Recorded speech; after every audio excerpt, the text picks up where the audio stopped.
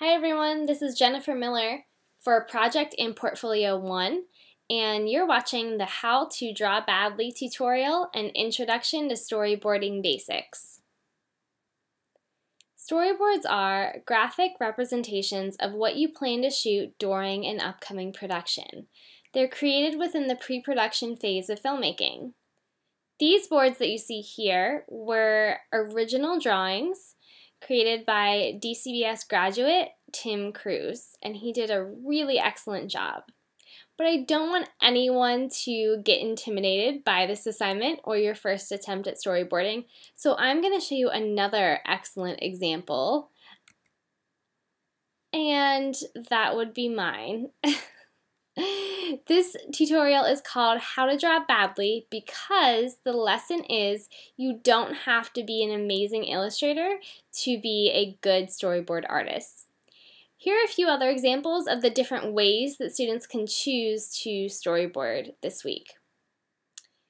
This assignment created by Nathan was done using pencil line drawings, and then his images were scanned into the computer. In this example, Jeremiah used Photoshop to sketch his storyboards in a digital format. And here, Jeremy Wood used his camera to shoot still photos that were then added into the boards to represent shots. And those are your options for completing this activity. We're working on original storyboards, so you can choose to sketch by hand and scan in or photograph your images. You can sketch digitally in Photoshop, which is what we're going to step you through today in this tutorial, or you can choose to shoot still photos on a digital camera to represent different frames. Now, while you're encouraged to use the Sony camera that was included in your gear package, it's not a requirement.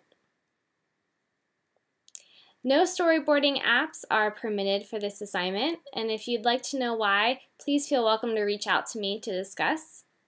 And there's no use of clip art or found photos, such as Google Photos, permitted for use in this storyboard assignment. Again, we're creating original storyboards that you can hold full creative copyrights to. So here's what we're looking for as elements within your storyboards, which we'll be discussing today. We're going to be looking for background information, framing or shot type information, and we have an additional resource to help you learn more about the different shot types if you're not familiar with those yet. Screen direction and movement, which would be camera or actor movement within your frame. Today's tutorial is created using Adobe Photoshop CS6 on Creative Cloud, and for some parts of it I use a Wacom tablet, but that's absolutely not required, and everything I'm doing in this tutorial can be done on your trackpad, or if you have a mouse, that's even better. So to get started, we are going to open up Adobe Photoshop. Like I said, for this tutorial example, we're going to be sketching digitally, but if you would prefer to sketch by hand or shoot still photos, then this upcoming information is still going to be useful because it's going to tell you the different parts of the storyboard frame that we'll be looking for in terms of grading. So please stick with us even if you're not ready to tackle Photoshop just yet. Now I'm going to assume that you guys watching today have limited or perhaps no prior knowledge with Photoshop, so I'm going to take it down to just the basics. We're not going to go through and learn all of the tools today. If you're interested in learning more about Photoshop, definitely check out the lynda.com tutorials that you have access to through the Connect portal. But today we're only going to use the tools that you need to create your storyboard sketches. So the first thing that I'm going to do is go up to File and choose New. Under Preset, I'm going to set it to Photo, and for size, we're going to work in a landscape 4:6. Resolution, I'm actually going to reduce to 72 dpi, which is pixels per inch. That'll create a smaller image size. Color mode can stay as RGB because we're planning to share it on the internet, and the background contents can be white. They might be set to transparent by default, so make sure you turn that to white, and then we're going to go ahead and click OK. Now if I want to zoom in here, your zoom tool is in the bottom left hand corner, where you can use Command and the plus sign to zoom in. So we have a better look at this frame. Now this is going to be one frame or one shot of our storyboards, okay? So I'm going to go to File, Save As, and then I am, for the purposes of this, going to create a new folder on my desktop and call it Storyboards. You guys can call it whatever you'd like. And then I'm going to save this as a Photoshop file.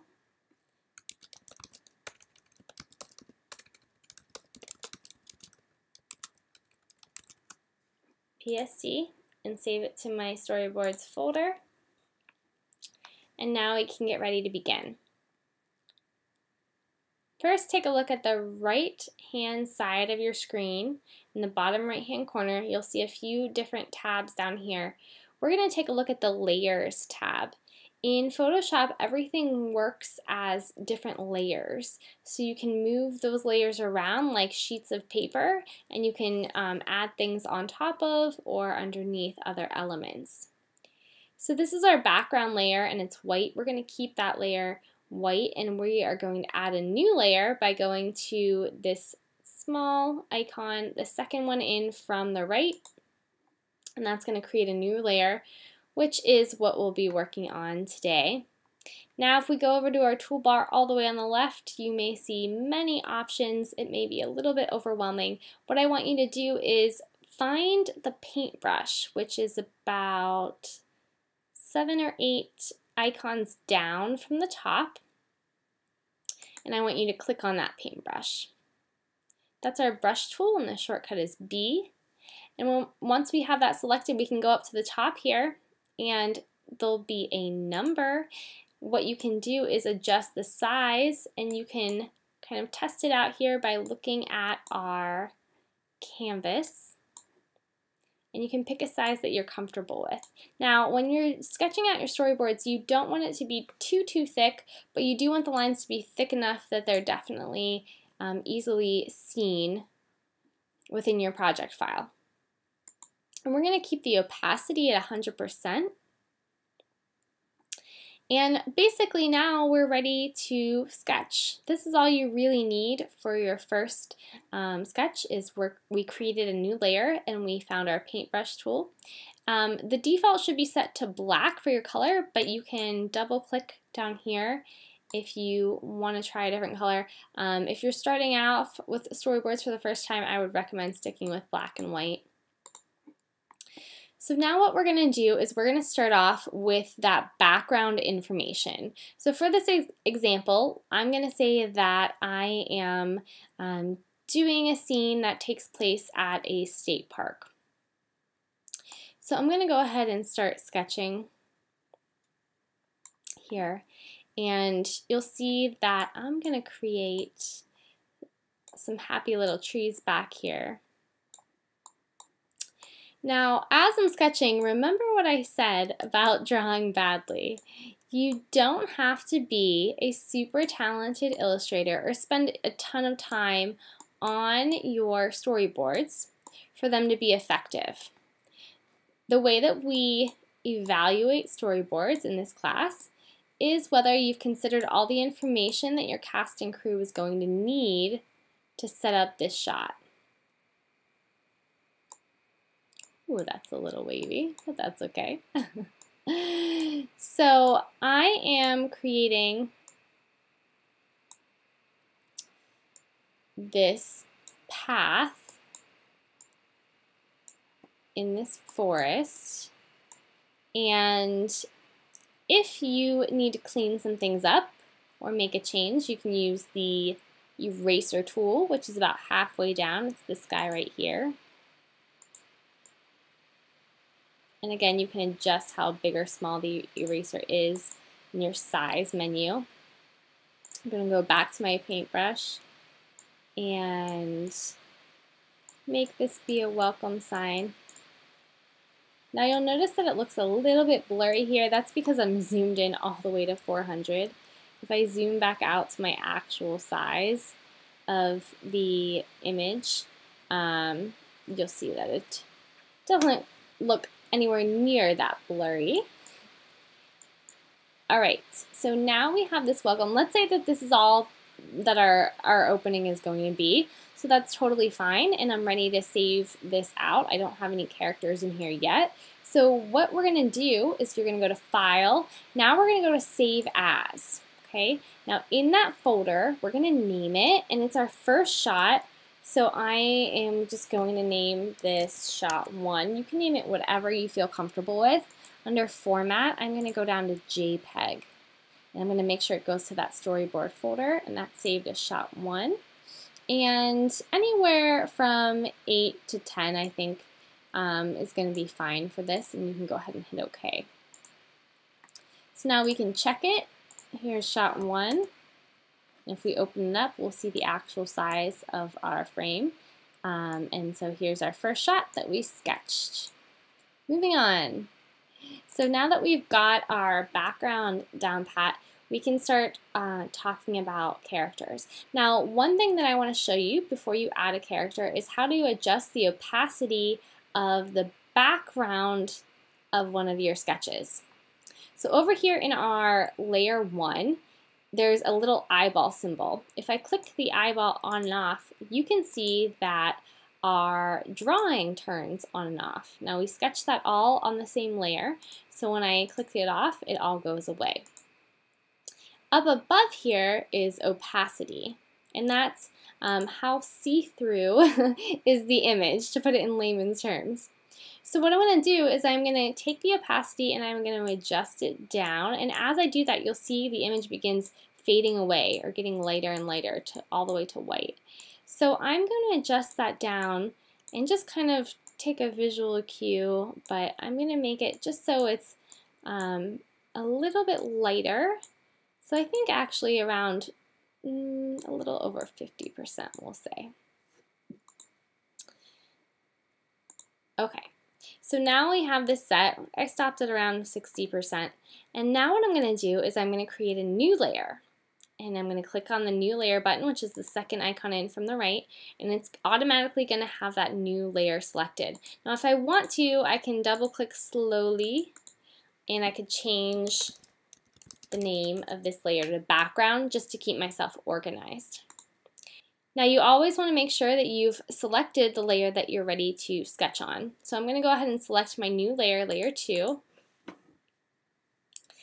and go back to my paintbrush, and now I'm ready to add my character in. Now this shot is going to be a wider shot, and the next thing that we want to think about after we have our background information is our shot type. And as I mentioned earlier, you guys do have another reading resource that you can use to learn more about shot types. If you're not familiar with different shot types or framing just yet, that's okay. Just focus on the 3 basic shot types, okay? And the 3 basic shot types would be a wide shot, which is going to show the character's full body.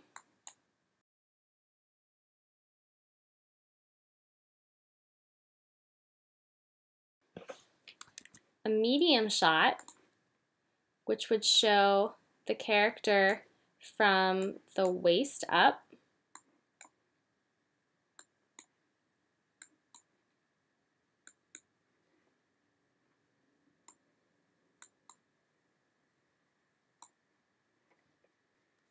Or a close-up, which would be only showing the character's face or main features.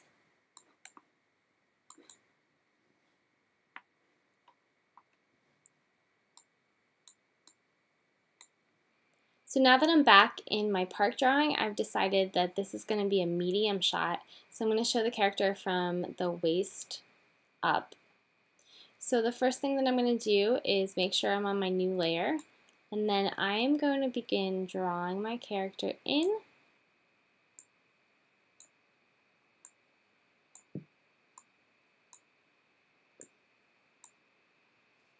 Now, you can see that it starts to get a little bit confusing when we can see the background through this layer here. So in this case, what I would do to correct it is go into my background layer,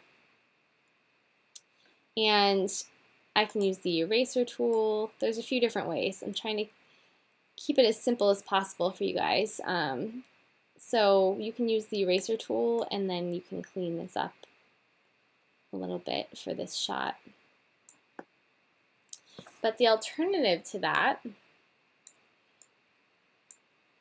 would be to duplicate your background layer first.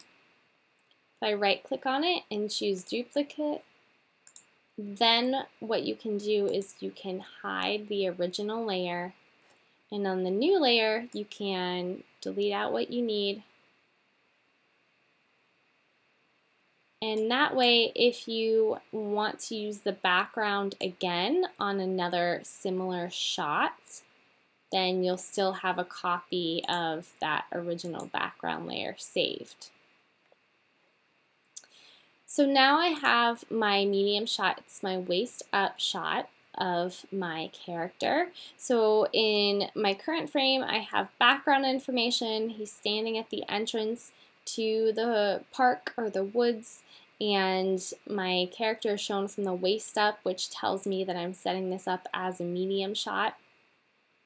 The next thing that we're adding in is screen direction, and we need to know which direction you are planning on having your talent face. So in other words, is the talent looking directly at you? Are they looking to the right, to the left, up, down, what have you? Let's go back to our sketch pad over here. Let's talk about two different ways that you can show screen direction on your talent's face. Here's some stickman heads. The first option is to use cross-hatching. And cross-hatching is when we draw a line, or a T, two lines actually, straight through our stickman's head. Now, when you do this, you don't have to add any other information, which means you're not required to draw in a face. But, just so you're aware, it's implied that the eyes would be on either side of these quadrants, and the mouth would be here, and the nose would be at the intersection. Now, in this example, my character would be looking directly at the camera. But what if they want to look right or left? Then we're going to change the T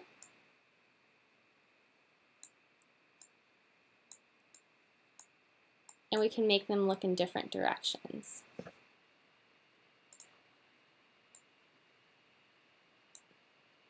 What if we want to have them look down?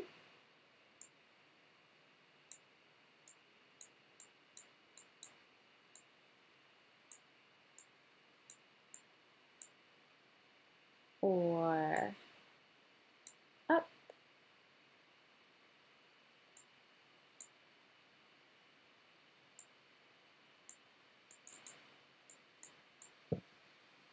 So those are some ways that you can show cross-hatching. Now, if you turn in a stickman whose head looks like this,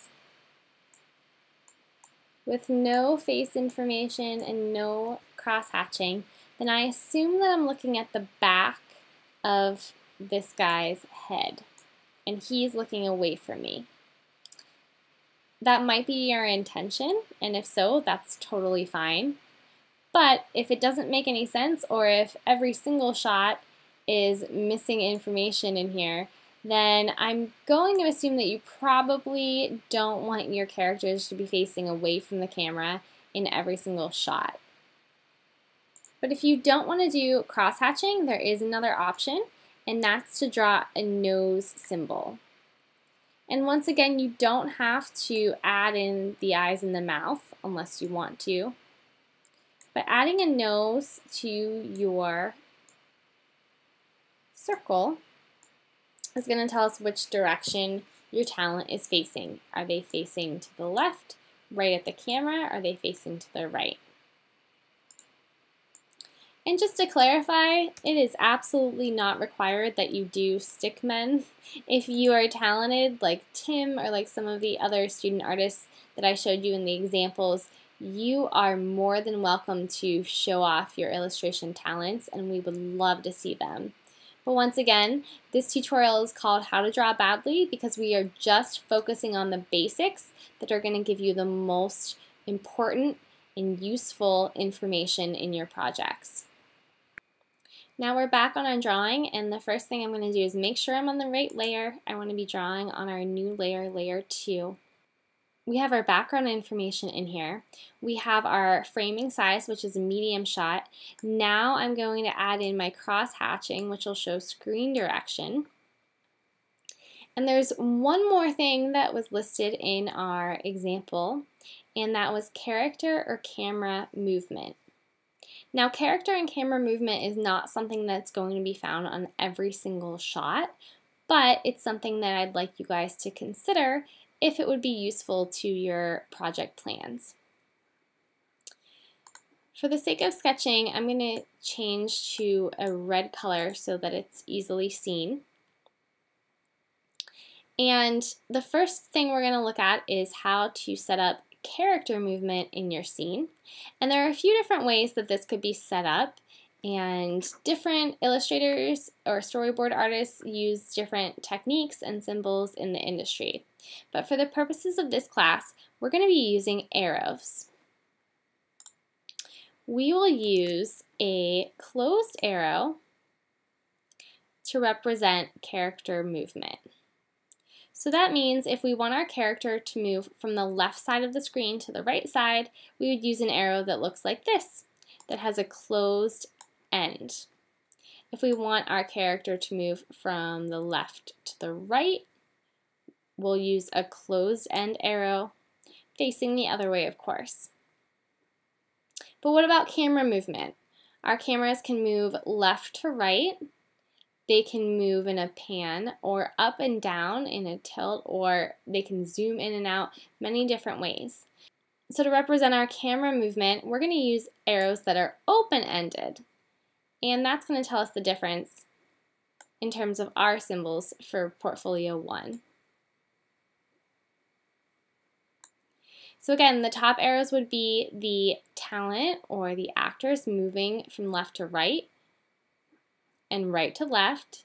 And on the bottom, we have the camera, which is panning from left to right or right to left.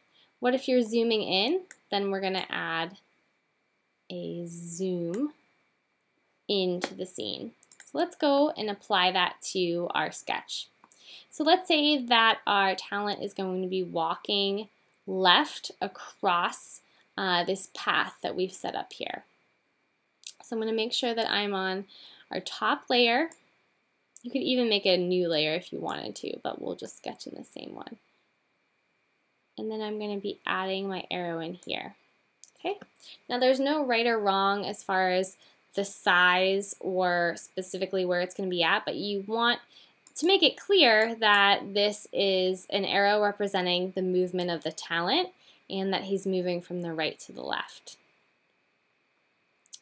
Now in this case, I would not also put camera movement in for the sake of this image, but if you wanted to, here's how it would look. If we wanted to add our camera movement, I'm going to use that open-ended arrow, and that is an arrow to show that I'm going to be zooming in or pushing into this shot.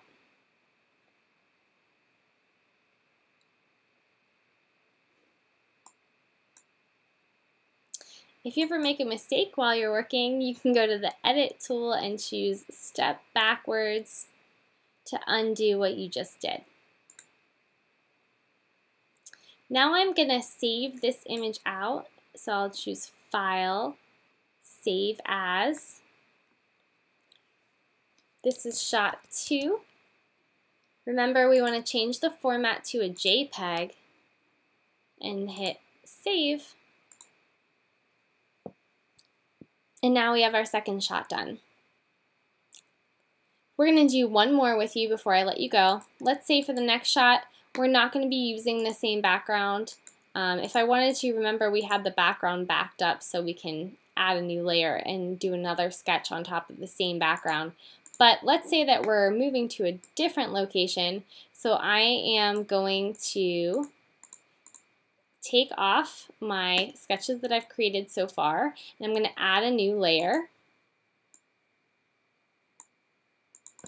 And you can change the names if you want. Let's say we're working on shot 3 now. So the first thing that I'm going to do for shot 3 is sketch in my background. So in this shot, it's going to take place at the lodge.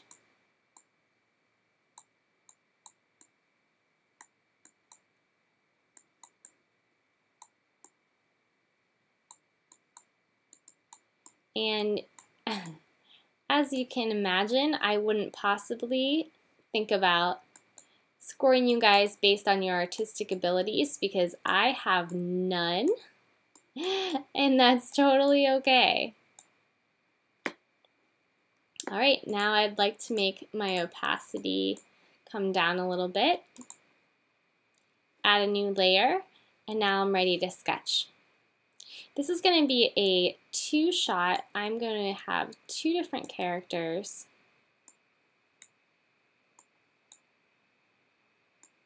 Because they're going to be doing an interview.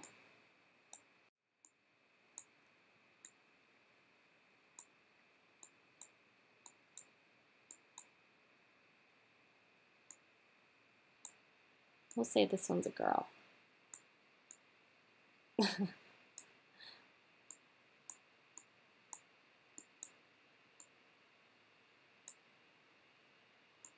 Here's his microphone. She's going to be the park ranger, and this is her office. I'm just going to use my eraser tool to clean up her face a little bit.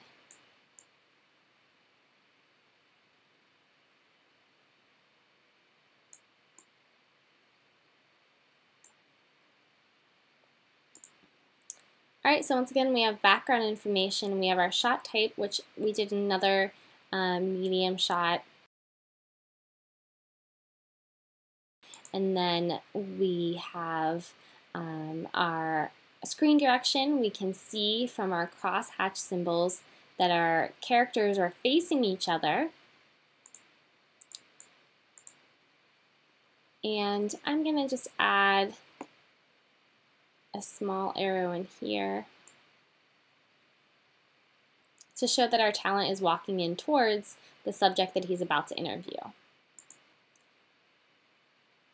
When I'm happy with it, I'll choose File, Save As, name it Shot 3, change the format to a JPEG, and choose Save and OK. Now that I have this ready, it's time for part 2, which is beginning to add our images into our storyboard template. For the purposes of this class, students will create the first 6 frames. Now remember, I'm doing these sketches just as examples for a made-up scene, but the actual scene that you'll be working on will be your first plans for the Who I Am as a Filmmaker project.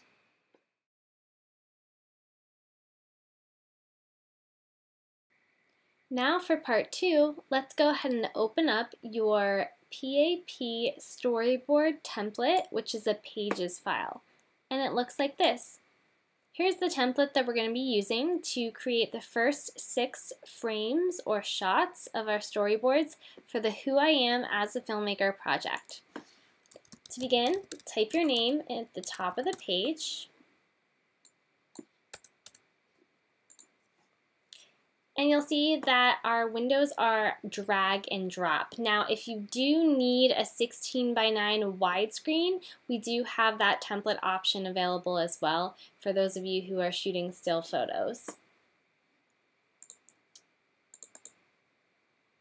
So my next step is to open up my saved files that I had prepared, and I'll start with shot 1, drag it over top of the box for shot 1 above, and then I'll continue to do that with shots 2 and 3.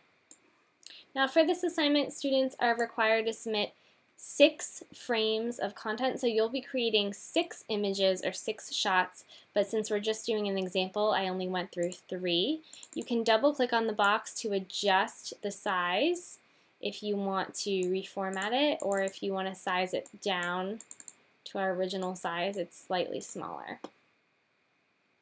Next, you'll type in your shot descriptions, and that begins with the shot type abbreviation. You can find a list of all the abbreviated shot types as a separate activity.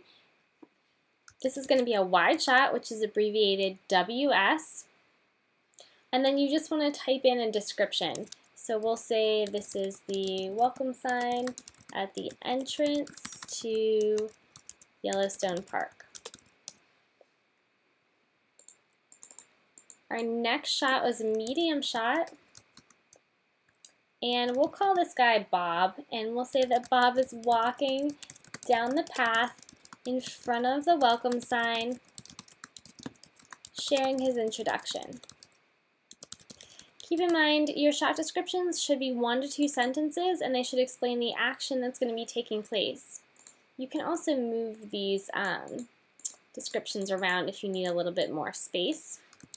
And then shot 3 is also a medium shot. And we'll say that Bob interviews Park Ranger Julie about the current state of wild blue jays. Alright. So once I finished all 6 of my shots and shot descriptions, including those shot type abbreviations, and I've named my project, I'm going to go to File, Export to PDF. I'll change the image quality to best and choose Next. Then I'll navigate to my saved folder, and I'm going to name it last name underscore first name underscore storyboards.pdf, and I'll go ahead and choose Export, and then you'll have your file ready to submit. I hope you enjoyed working on your storyboard sketches with me today, and if you have any questions at all, please don't hesitate to let me know. I'll see you online.